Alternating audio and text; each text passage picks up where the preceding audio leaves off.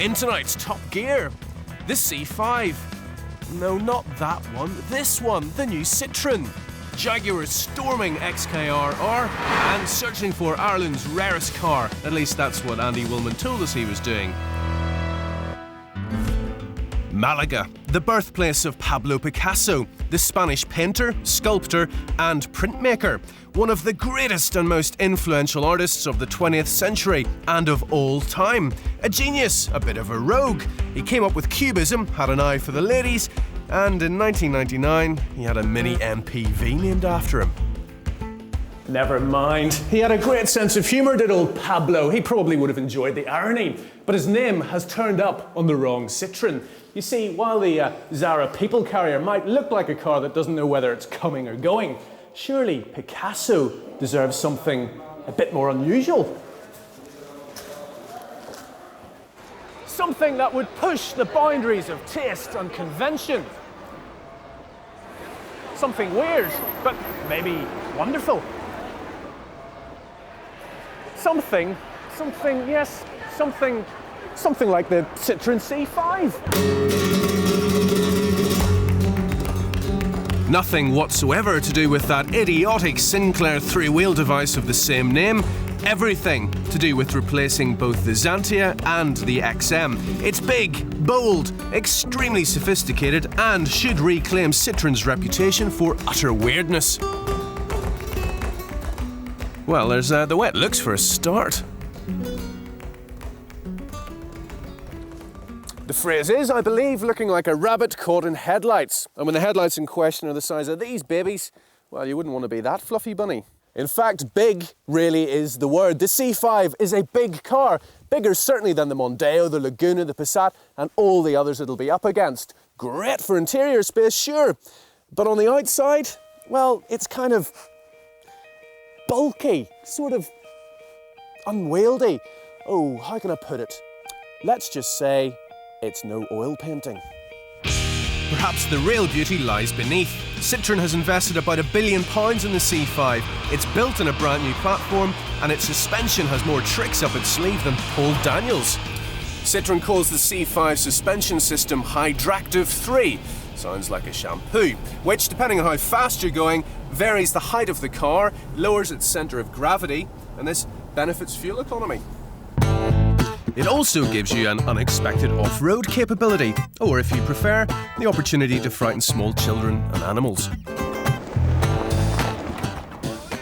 Depending on the quality of the road surface and your own personal driving style, the suspension switches from soft to firm, from the old magic carpet ride on the motorway to something much tauter in the twisties. Sounds fabulous. It really is very advanced and crucially, seeing as this is a Citroën, it doesn't need any maintenance for the first 5 years. But does it deliver on the road?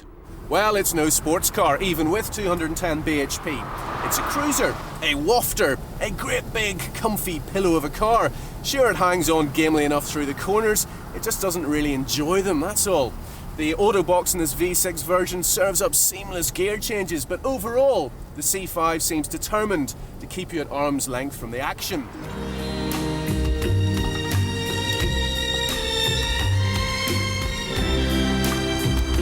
With voice control for the sat-nav, telephone and sound system in this version, ABS, airbags, curtains, even door mirrors that fold in automatically when you lock it, the C5 is very well equipped.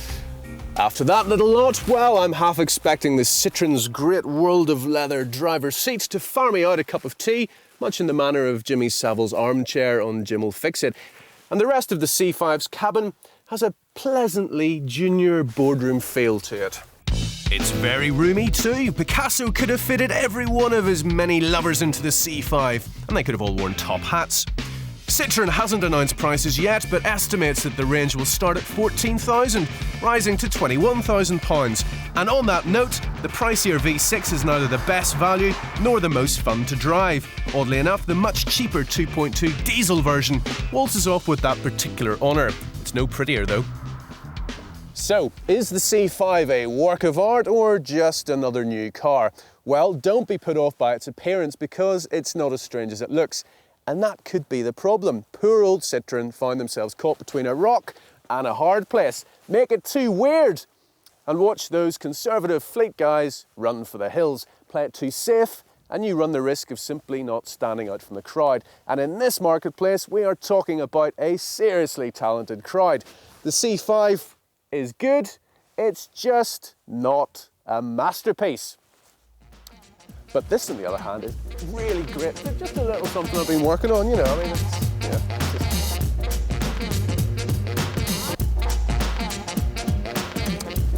I am a genius. I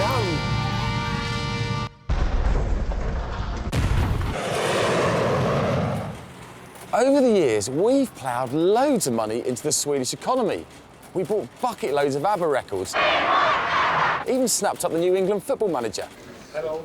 And bought plenty of top-shelf porn. You make me really horny, baby. Not me, other people. However, we've always had a problem with their dowdy cars, but they started to change about 10 years ago. And because it's taken so long to convince the UK buyers of their merits, second-hand prices for these new wave Swedes have remained obscenely low. No car better summed up the rebirth than the Volvo 850. Second-hand prices kick off at around £5,000, making it one of the best used estates available today. Not bad for a car which cost £25,000 new. This car has an almost Protestant work ethic. Whole families have moved house without even having to fold the seats down. As unloved children, me and my brother were locked up in the back of one of these things, and it was so vast we could comfortably spend hours without bumping into each other. Cooped up in the crumple zone. Cheers, Dad.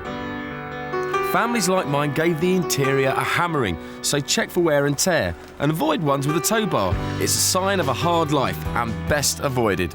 All cars come with ABS, power steering and central locking, but look out for the cars with the GLE and GLT badges because they come bearing the most gifts. And if you search out the right one, you won't have to pay that much more. The 850 goes, and that's all you need to worry about. But with its nuclear bunker-like construction, you need the 2.5 litre to really get things moving. And plump for the Auto because it's more durable and it takes the sting out of those load-lugging journeys. I'm quite enjoying myself. I'm turning into my old man. Next stop, shouting at the telly. But if you're too young for your pipe and slippers, there is, of course, the Nutter T5 version, which is turbocharged, Group 16 insurance and pretty thirsty. But a decent example at around £7,000 is a performance bargain. But if you're not quite ready for an estate, what about a Saab 9000? Right, there are all sorts of badges and engines flying about, but the one to go for is the hatchback with a CSE badge, which means it comes with plenty of kit. The saloon is cheaper, but it's less desirable, and the high-performance versions are painful to insure, but they do have their devotees. It's done 170,000 miles now, and I chose the Saab because of the build quality and also the style. It's got everything I need. It's a good family car. It's used for business. And it's just been great. I've not really had any significant problems. When you weigh up performance and running costs, my pick of the 7 engines would be the 2-litre light-pressure turbo. Automatics are again the transmission of choice, and like the Volvo, the 9000 is chock-a-block with safety features. One of the best things about these cars are all the electrical goodies they come with, like the windows, mirrors, heated seats. But make sure they're all working before you buy because they could be expensive to repair. And let your ears do some work. A whistling turbo could be more money down the drain. And if you can hear a rattling from the front, well, that could be the timing chain, and that's 1,500 quid to repair. Finally, check the front tyres on turbo cars to see if they've been chewed up by aggressive driving. Right, the Volvo. What goes wrong with a Volvo? Well, that's easy.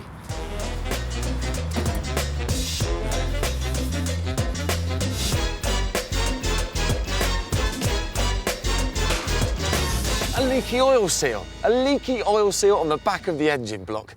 That could be expensive to repair. I mean, this one hasn't got it, but it could go wrong. Parts and servicing aren't cheap, but let's face it, if you set yourself up in business repairing Saabs and Volvos, you've got to get your money back somehow. Best try finding a good independent specialist. They're a bit thin on the ground, but they'll save you loads. At the right price, high milers with full service history should be embraced like an old friend who owes you money. They're as practical as a power drill, have more extras than a war film, and are built like an outside toilet. I think they're the best thing to come out of Sweden since Emmanuel meets the wife swappers. Well, so I'm told. Coming up on Top Gear, putting the R in Jaguar, the XKR R. Ireland's rarest car. The search continues. But before that, the Top Gear autobiography.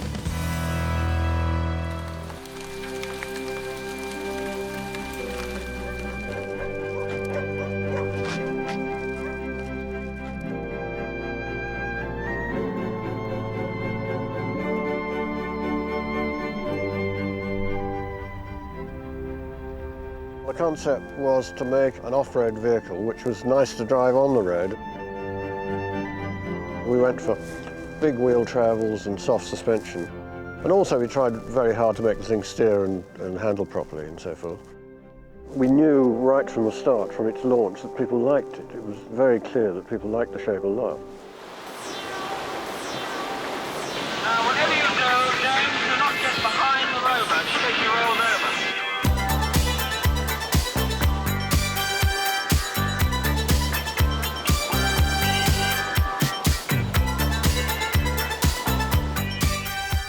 When I was a young lad, my father worked at the factory and spoke about this great big car being built. He described it as a grown man's Tonka toy. Gradually, as I grew older, I decided I wanted a Range Rover. It's turned into a classic vehicle that does anything and goes anywhere. This is our 9th one. I like them so much mainly because they accommodate my 2 dogs. It's very good for going shopping at Sainsbury's, plenty of room. We do go across the fields in it sometimes, but we tend to stick to the roads on it, really. I can remember almost being killed by a Range Rover. I'm a cyclist. Range Rovers, for me, were part of the classic image of early 1980s, which was rhino bars outside of wine bars. It was the confluence of 2 things of the time, which was the yuppie, but it was also your Sloane Ranger, who really was a country girl or country boy at heart. And honestly, they turned Fulham into the Serengeti of SW6. I thought it was wonderful.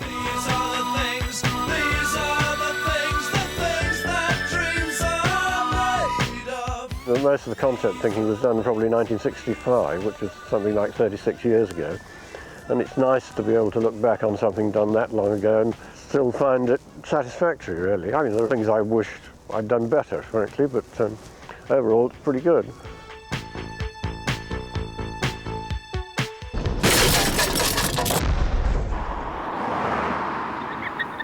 This man is a Top Gear director, and he's having a sulk. A really, really bad sulk. You see, we've come here to test drive this, the prototype Jaguar XKR. And Mr. Sulky over there has been getting all creative, coming up with all sorts of clever ways of opening the story. And I've gone and upset him by suggesting that I think we should just get on and drive it. His first idea was to put the car in its family context. The XK8 was launched back in 1995, soon to be followed by the XKR, complete with a 370 horsepower supercharged engine. And now they've redesigned nearly all the car's internal organs and brought us this XKR. I told him that was all very interesting, but that I'd sooner just get on and drive it. But then he came up with his second idea. The Hollywood idea. we'd shoot the whole road test like an espionage movie. Me dressed in black and the XKRR being spied on by its rivals. You see, this is an experimental car and a number of big names are very interested in what it can do. Of course, I told him no. Let's just drive the car.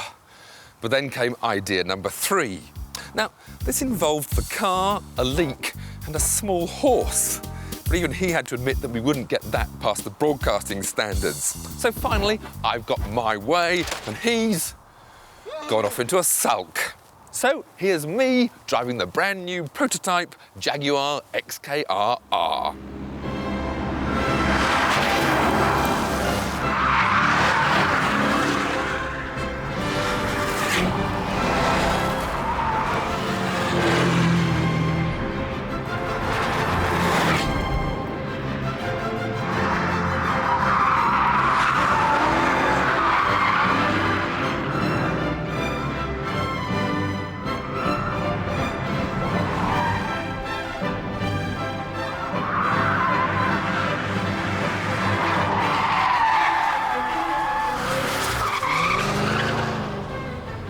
The car we got to drive looks little different to a standard XKR, but they've built a second one just for show, with some fancy cosmetics including side skirts and a different rear bumper plus spoiler.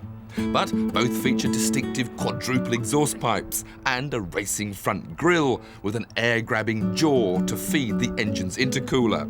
On the inside, there's a lot more leather and Alcantara, plus colour-coded lacquered carbon fibre trim, which oozes luxurious quality.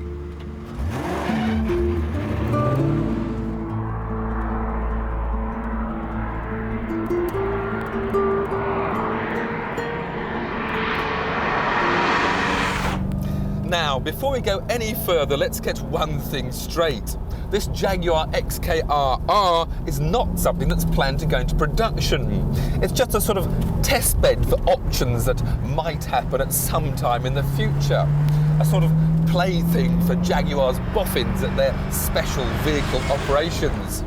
I mean, for starters, it's already got a fault in the gearbox. And this is the incorrect part, a 6-speed manual gearbox in place of the ubiquitous Jaguar J-Gate Auto. Excellent.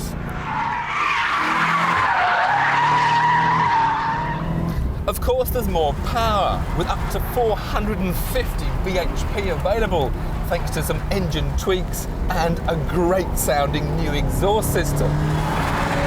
And that power isn't instantly spun away through the inside rear wheel thanks to a limited slip differential. Time to party.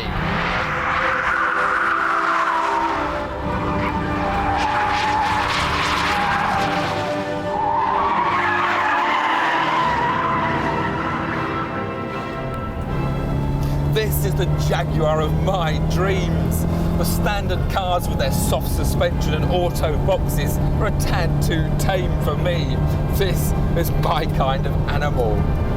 Come on, Jaguar, you can easily sneak a few of these XKRRs into the production line. But one more thing does need to be sorted if you want to take on the all-conquering 911 Turbo. Its weight. At nearly 1,700 kilos, it needs to lose nearly 200 if it's to have any hope of taking on the Porsche. So I guess I better continue giving it a good workout.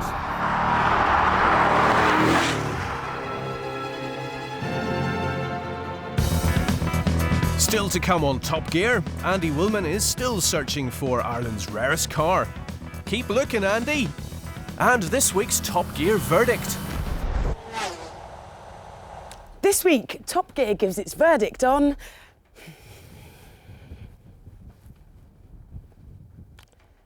the Kia Sedona 2.9 turbo diesel.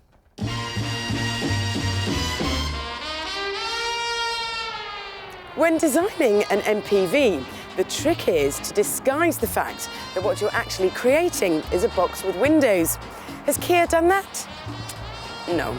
The Sedona looks like a box with windows, with a bulge slapped on the bonnet. Inside, tasteless wood trim and cheap plastics do little to give this car any feel of luxury. They let you know you've bought a budget motor. This Sedona is a practical beast. 3 back doors open to reveal a lot of space. The chairs swivel for an impromptu conference and fold flat for an afternoon kip.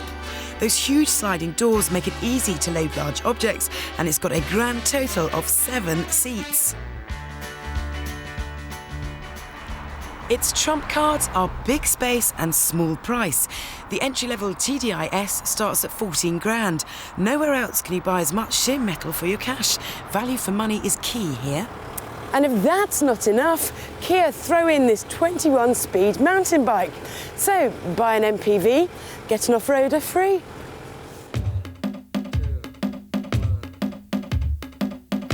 Vauxhall's clever Zafira is the market leader in the MPV sector, big or small. And although it's smaller than the Kia, it costs a full grand more. In fact, whichever MPV you compare the Sedona with, there's nothing to beat it when it comes to passengers per pound.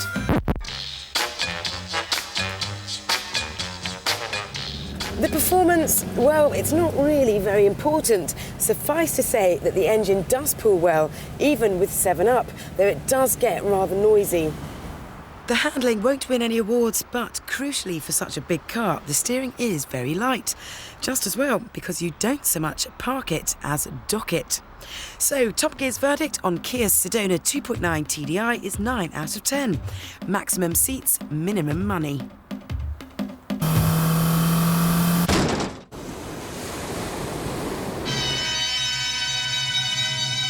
During the last century, thousands of people from Ireland emigrated to America to start afresh in the New World. And for the ones who went there in the 1950s, the good news was that they rocked up in the golden age of American automania. The one thing they weren't short of was cars. But that didn't stop one man back here in Ireland thinking, Ford, General Motors, amateurs. We can do better than that. And so this man, Wilbur Curtis, created the Shamrock. It would be Ireland's answer to the Thunderbird. Wilbur planned to build it in the home country, ship it to the US, and at $2,500 a pop, it would tug the heartstrings and the purse strings of all those expats in Boston and Chicago. All right, mate. It was a brilliant plan. So why then have you never heard of it? Why do we have to come here to a tiny garage in Drogheda to find the last one? I got it. Ooh, wow. Here it is, the only one. The famous Shamrock. The Shamrock had a few problems. For a start, it was built out of fiberglass, and as its owner Paddy Byrne demonstrated, not very well. That's it now. You've broken it? I don't think so. Okay. I don't think Oh, so. that's better. It's only a foot. A flush out. finish. Flush finish. And at the front, instead of the rumble of a mighty V8, you got the polite cough of a puny 1.5-litre engine from the Austin A55. All things considered, the Shamrock was hardly the sort of car to inspire the Beach Boys to put pen to paper. But Paddy's love for it is so infectious, you just have to go for a drive. And we're gonna go down the road in it. I'll just give it a wallop. All right. What? Loose connection on the battery. All right. Okay. I don't know why I got out with it. Right. No. Second time. Oh. I'm going to have to tap it down this time. Third time. Yep. Oh, the bonnet. Hang on. I'll get it.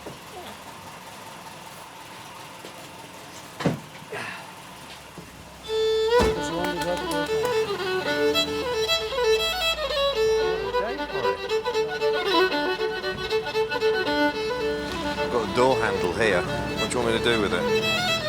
Actually, the tiny A55 engine is probably a good idea, because the 17-foot-long Shamrock also sits on the Austin's equally tiny chassis, which means it handles like a mouse with an ironing board on its back. I'm Try not to lean on the door, because I read that when you go around the corner, the door will fly open. But there again, Andy, you can't believe what you read in the papers either. Morning. Hey, but you wouldn't want to go fast in it, to be honest, would you? No. No, as I say, you keep around the 30 mile an hour. Yeah. Like, but there again, what do you want to go fast for? When you look at it and you look at a real Thunderbird, what do you think? I prefer my Shamrock. And all its little faults and stuff like that. Oh yeah, but the thing with these faults, when you're going out every Sunday there, it's grand to have your toolbox with you and enjoy yourself lying under a car. That's all part of the sport. Ah, well that, ooh. I haven't left any bits behind there. No, we're all right.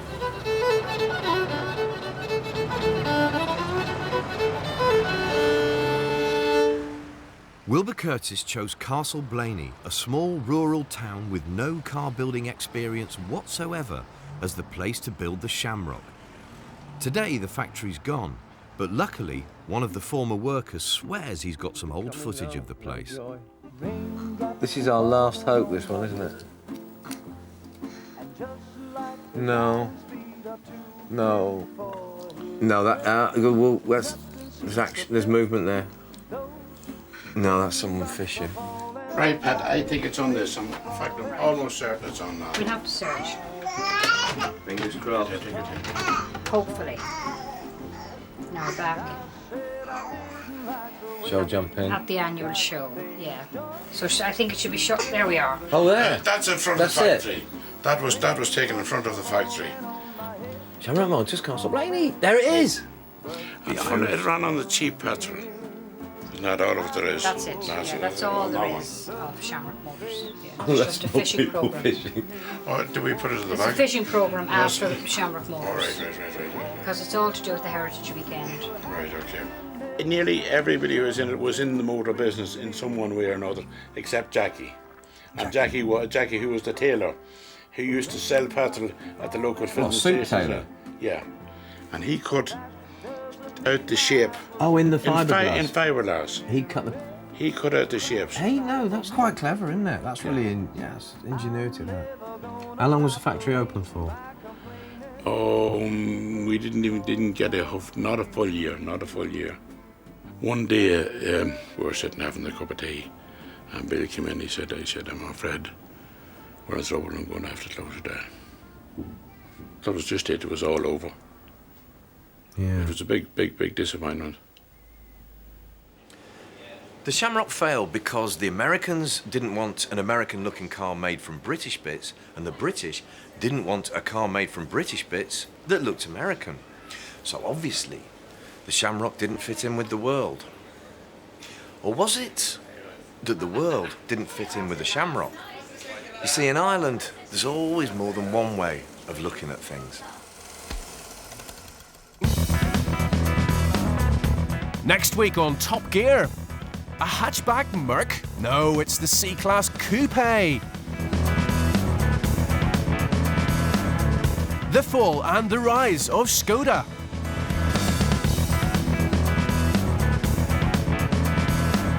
And save thousands by left-hand drive.